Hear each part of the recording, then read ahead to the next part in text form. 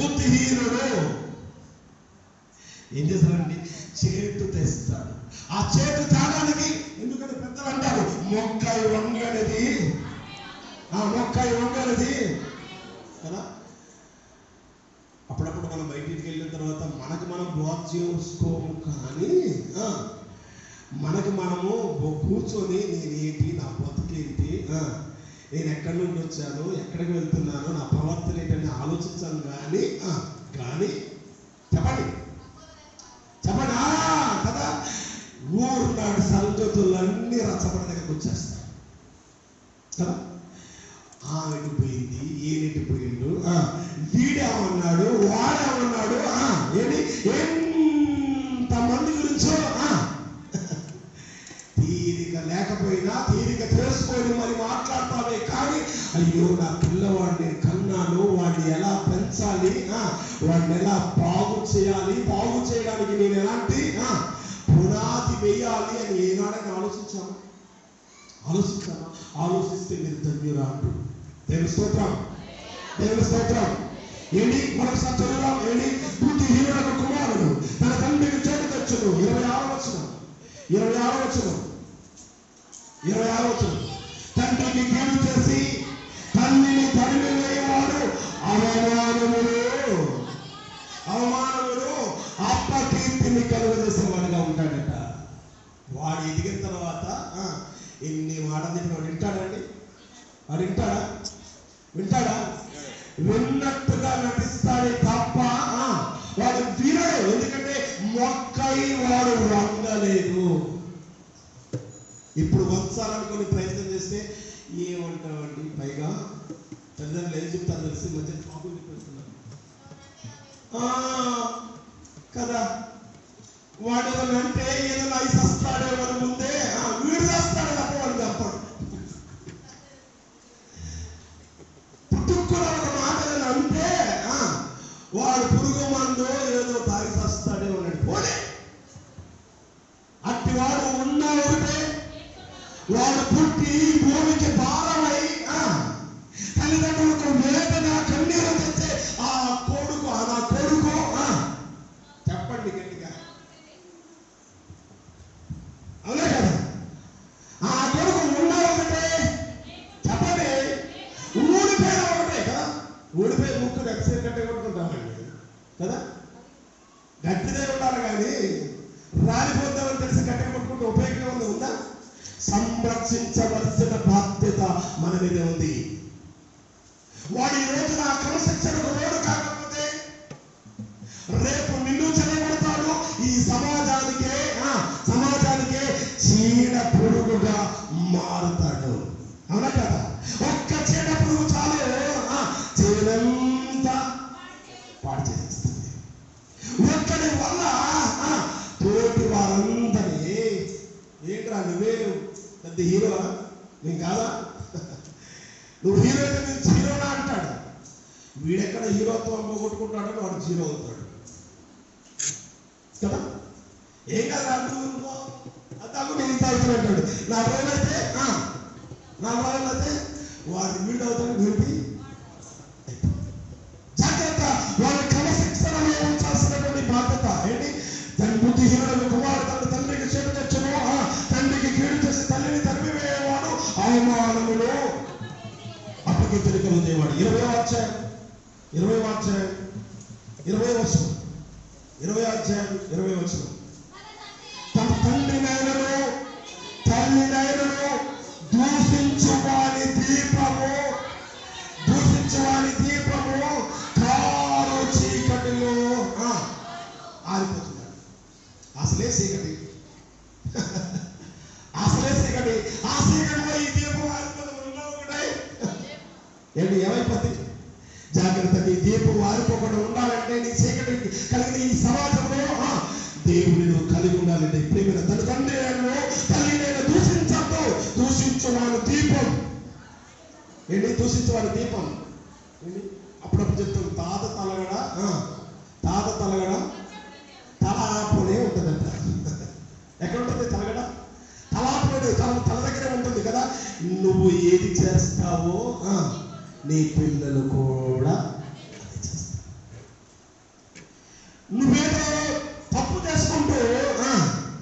Daddy నేను చెడిపోయాను రా, నువ్వు బాగుపడరా, నువ్వు చెప్పాను రా కొడుక, నువ్వు బాగుపడరా. వాడు బాగుపడతాడా? బాగుపడతాడా? వాడు ఎందుకు బాగుపడలా? నువ్వేదో పెద్దగా చేసి నాకేదో నీతులు చెప్తున్నావా అంటాడు. అప్పుడు ఆ మాట అన్న తర్వాత తల్లి ఉన్నావు ఒకటే కదా, అప్పుడే ఉంటారు. నేను బ్రతుకున్నానని పేరు మాత్రం ఉంది కానీ చచ్చిన దాంతో సమానం, చచ్చినతో సమానం అంటుంటారు. ఏంటి? ఎందుకంటే మన మాట చెల్లదాట, మన మాట చెల్లదు. కారణం ఏంటి? దానికి గల కారణం ఏంటంటే కారణం ఎవరు? నేను అందుకనే బలహీనతలను జ్ఞాపకం చేస్తున్నాను, బలాలను కూడా, లాభాలను కూడా మీకు జ్ఞాపకం చేస్తాను. ఏంటి?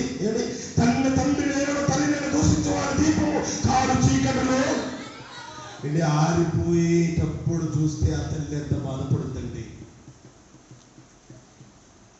ఏ కొడుకైనా ఎదిగినంత కొడుకు, ఎదిగినంత బిడ్డ చనిపోతే లేక నాశనం అవుతుంటే ఏ తల్లి అయినా భరించగలుగుతుందా? భరించగలుగుతుంది. అప్పుడు పడే బాధేదో ఒకవేళ వాడు తిరిగి నీ మీద దాడి చేయకముందే వాడు గాలిలో పడినట్టుగా ఒక తల్లిదండ్రులమైన మనమే ఈ సభ్య సమాజానికి ఒక మంచి కుమారులను ఏవిగా అనుగ్రహించాలి. 29వ వచనం. యవనస్తుల బలము వారికి అలంకారము, తలనెరుపు వారి వృద్ధులకు సౌందర్యమని జ్ఞాపకం చేస్తున్నాడు. ఇంకొక మాట దానికి అక్కడ పక్కన పెట్టి 23వ అధ్యాయం. మన పిల్లలు సరైన సంరక్షణ లేకపోవడానికి గల కారణాలు, వారు పాడవడానికి కారణాలు ఏంటో, మూల కారణాలు ఏంటో తెలుసా? మూల కారణాలు ఏంటో తెలుసా? 23వ అధ్యాయం 13వ వచనం. 23వ అధ్యాయం 13వ వచనం. నీ బాలులను శిక్షించుట. ఏంటి? ఎక్కడో అమెరికా సిస్టమ్ మన దగ్గర పాడేస్తాం. అమెరికాలో ఏం చేస్తారంటే వాళ్ళ పిల్లల్ని ఎవరైనా కొట్టారంటే ఆ పిల్లవాడు వెంటనే పోలీస్ డిపార్ట్మెంట్ వారికి కాల్ చేస్తారంట, ఫోన్. ఆ పిల్లవాడు ఏం చేస్తాడంట, ఒక 2 సంవత్సరాలు 3 సంవత్సరాలు వాళ్ళకి జ్ఞానం వస్తే రింగ్ చేయడం. ఇప్పుడు పిల్లలు పుట్టగానే మాటలు నేర్చేసుకుంటున్నారు కదా. ఎంత టెక్నాలజీ, పిల్లలకి చాలా జ్ఞానం వచ్చేసింది. అమెరికాలో ఏం చేస్తారంటే తల్లి ఒకవేళ తిట్టిందనుకో, తండ్రి ఒకవేళ కొట్టాడనుకో, వెంటనే ఒకవేళ కొట్టి తిట్టి వారు డ్యూటీకి వెళ్ళిపోతే వీడు ఏం చేస్తాడంటే పోలీస్ డిపార్ట్మెంట్కి ఫోన్ చేస్తాడంట. ఫోన్ చేసి మా మమ్మీ నన్ను కొట్టింది, మా డాడీ నన్ను తిట్టాడని చెప్పగానే వాడు డ్యూటీలో అంటే పోలీస్ స్టేషన్ తీసుకెళ్ళి చట్టం అమెరికాలో ఉందట. మరి భారతదేశంలో కూడా చట్టం వచ్చేసింది కదా. వచ్చిందా రాలేదా? ఏంటి? ఆ పిల్లోడు వచ్చి ఇంటికాడ మమ్మీ టీచర్ కొట్టిందంటే వెంటనే ఏం చేస్తారు తల్లి? టీచర్ ఫోన్ చేసి, ఏమ్మా నీకేమైనా బుద్ధుందా, అన్నం తింటున్నావా, నా కొడుకుని ఎందుకు కొట్టావు అంటాడు. వీడు కొట్టడు, వీడు సరిచేయడు కదా. ఇప్పుడు ఎలా మారిపోయిందంటే వాడు కొట్టడానికి లేదు, ఒకరు కొడితే ఇడితే వాడు వీపు ఆసుపత్రి కదా. తల్లిదండ్రులు ఏం చేస్తారంటే ఇంకొక 4 వేసుకొని పోయి ఆ టీచర్ వీపుడు వాయించేస్తున్నారు, తాను తీస్తున్నారు. పిల్లలకి ఎక్కడ భయం ఉందా? భక్తి ఉందా? భయమే లేనప్పుడు భక్తి అని చూస్తుందండి. భయమే లేకపోతే భక్తి రాదు కదా. ఇక్కడ బాలులను శిక్షించడం మానుకొనము, బెత్తముతో వాడిని కొట్టిన ఎడల, బెత్తంతో వాడిని కొట్టినంత మాత్రాన వాడు చచ్చిపోడాయా? తోలు ఉడుద్దంతే కదా. మళ్ళీ వస్తుందా రాదా? కానీ ఏం మారుతుంది ఇప్పుడు? వాడు బుద్ధి మారుతుంది. బెత్తముతో వాడిని కొట్టిన ఎడల వాడు చావకున్నాడు, బెత్తముతో వాడిని కొట్టిన ఎడల పాతాళములకు పోకుండా వాడి ఆత్మను నీవు తప్పించడం. చాలండి, చాలా సంగతులు జ్ఞాపకిస్తున్నాం. వాడు పాతాళానికి పోయితే దానికి మూల కారణం ఎవరు? తల్లిదండ్రులమైన మనమే. అగ్ని ఆరని పురుగు చావని ఆ భయంకరమైన స్థలంలోనికి పోకముందే వారిని రక్షించాల్సిన బాధ్యత, వారిని కాపాడాల్సిన బాధ్యత. తల్లి ఎక్కడుందో పిల్లకి తెలియదా? పిల్ల ఎక్కడుందో తల్లికి తెలియదా? ఏమో ఊపుకుంటూ ఒక్కలా వచ్చేస్తాం. నీ పిల్లలు ఎక్కడ అంటే వాడు ఆడుతున్నాడు లేండి. వాడు ఎక్కడ ఆడుతున్నాడా? నేను పొద్దున్నే దేవాలయానికి వచ్చిన తర్వాత పిల్లల్ని కొంతమందిని పిలిచాను. రాండి రా అంటే వాళ్ళు ఉరికేది కాదు, నన్ను ఉరికిచ్చారు. అసలే ఆయాసం. ఏంటి, ఒకవేళ నేను మళ్ళీ కొంత దూరం ఉరికి ఆగా, ఎందుకంటే ఆలోచించాను. మళ్ళీ అంటే ఆలోచించి ఒకరు వాడిపోయి వాళ్ళ అమ్మని చెప్తే నన్ను ఆడ తాడిపిస్తారో లేనికి వచ్చాను. మా కొడుకు తిరిగిన తిరుగుతాడండి, గుడికి రాకపోతే రావు, నేను రావు, నా కొడుకు రాడు, నువ్వు కూడా అని చెప్పాడు. అన్నాడు నా తనకు పెట్టుకోవాలి కదా. అలాంటి భయం ఉపాధ్యాయుడికి ఏర్పడింది. అలాంటి భయం సేవకులు కూడా వచ్చేసి, సేవకులు కూడా వచ్చేసి ఎక్కడ అంటే ఏమవుతుందో భయం వేస్తుందండి. పిల్లలు అనాలంటే భయం వేస్తుందని. భయం అయితే భయపడితే వాడు ఎక్కడికి వెళ్తాడట? ఒకరోజు ఎక్కడికి వెళ్తాడట? పాతాళంలోకి వెళ్తాడట. వాడికి వెళ్ళకుండా ఉండాలంటే వాడిని కాపాడాల్సిన, సంరక్షించాల్సిన బాధ్యత ఉంది. వాడు ఈరోజు గల్లీలో తిరుగుతాడు, ఆ గల్లీలో తిరిగి స్ట్రీట్ రౌడీ అవుతాడు. స్ట్రీట్ రౌడీ కాస్త స్టేట్ రౌడీ అవుతాడు. నా కొడుకు ఏంటంటే స్టేట్ రౌడీ ఎవరుకుంటారు? నా కొడుకు అంటే చెప్తావా? అలాగే చెప్తావా? జాగ్రత్తని పిల్లలు కూడా పట్టుకుని ప్రభు యొక్క శిక్షణలో ఎఫెసీయులకు రాసిన పత్రిక 5వ అధ్యాయంలో జ్ఞాపనిస్తాడు. తల్లిదండ్రులారా, మీ పిల్లలకు కోపము లేపక, మీ పిల్లలకు కోపము లేపక, అలిగి తగ్గుతాడంటే ఒక రోజు అందరూ కూడా తిరిగి మానేస్తాడు కదా. కడుపులో మాడితేనట గుర్రం మేస్తుందట, అవునా కదా? వరిగడ్డని వేస్తాడు. వాడికి కడుపు కాలిన రోజు ఇంటికి వస్తాడు. ఆడే అమ్మ అన్నం పెట్టి అంటాడా? పక్కింటి అడుగుతాడా? అమ్మని అడుగుతాడు. వాడికి భయం అనేది ఏర్పడాలి, వాడికి భక్తి అనేది ఏర్పడాలి. అందుకు మనమే కారణం. దానికి ఉదాహరణగా ఒక చిన్న సంగతిని జ్ఞాపకం చేసుకుంటాం.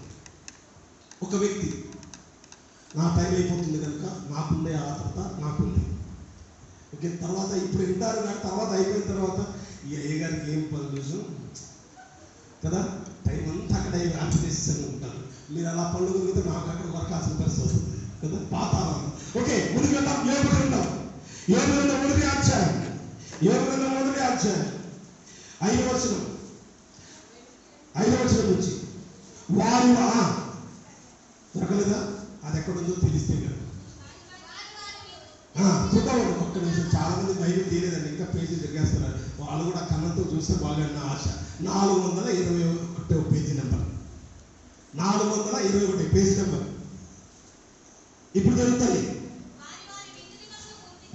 వారి విందు దినములు పూర్తి కాగా యోబు తన కుమారుడు పాపము చేసి తన హృదయంలో దేవుని దూషించలేము అని వారిని పిలువనంపించి వారిని పవిత్రపరిచి అరుణోదయమున లేచి వారి ఒక్కొక్కరి నిమిత్తము దహన బలి అర్పించుచు వచ్చెను. యోబు నిత్యము ఆరాధన చేయుచున్నది. ఎప్పుడు వేశాడట? అరుణోదయం అంటే మనకులాగా 9 గంటల కట్టరా? సూర్యోదయానికి ముందే నువ్వు చేస్తున్నావా? యోబు వలె నీ పిల్లల కోసం కన్నీరు కారుస్తున్నావు. తెల్లవారుజామున లేచి సూర్యుడు ఇంకా ఉదయించక ముందే లేచి మోకరించి దేవా, నా పిల్లలు ఎక్కడైనా అపరాధం చేస్తే క్షమించండి, నా పిల్లలు ఎక్కడ అపరాధములకు బానిసలుగా కాకుండా మీరు కాపాడండి అని ఒక తల్లిగా, ఒక తండ్రిగా నువ్వు ప్రార్థన చేస్తున్నావా? నువ్వు చేయలేదు కనుకనే నీ పిల్లలు ఏమైపోయారు? ఊరికొక్కడైపోతున్నారంటే ఊరికొక్కడైపోతున్నారు. ఒక తల్లిగా ఇక్కడ యోబైతే తన పిల్లలు ఎక్కడ పాపం చేస్తారు అని తల్లి తన పిల్లలు ఒకవేళ తెలియక ఎక్కడ పాపం చేసి దేవుని దూషించలేమో అని వారిని పిలువపించి పవిత్రపరిచి అరుణోదయమున లేచి ఒక్కొక్కరి నిమిత్తము ఏమర్పించాడండి అంటే ఒక పెద్ద వేటపోతే తీసుకొచ్చి నాకు వేయడం కాదు. దానివల్ల అంటే ఆయన హృదయాన్ని దేవుని సన్నిధానంలో కుమ్మరిస్తూ వస్తున్నాడు. దేవుని స్తోత్రం. నువ్వు ఏ బలహీనతలో ఉన్నావు?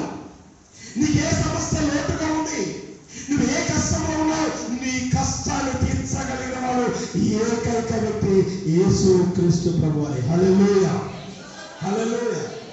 అన్న వచ్చి అంటుంది, అన్న భర్త వచ్చి అంటున్నాడు కదా, ఏమని, ఏమా ఎందుకు ఏడుస్తున్నావు, ఊట పిల్లలు లేరని ఏడుస్తున్నావు, 10 మంది పిల్లల కంటే ఎక్కువగా 10 మంది పిల్లలు పుట్టిన తల్లి సంతోషం కంటే ఎక్కువ సంతోషాన్ని నేను నీకు ఇస్తున్నాను కదా అంటే ఆ ఊరుకుందండి.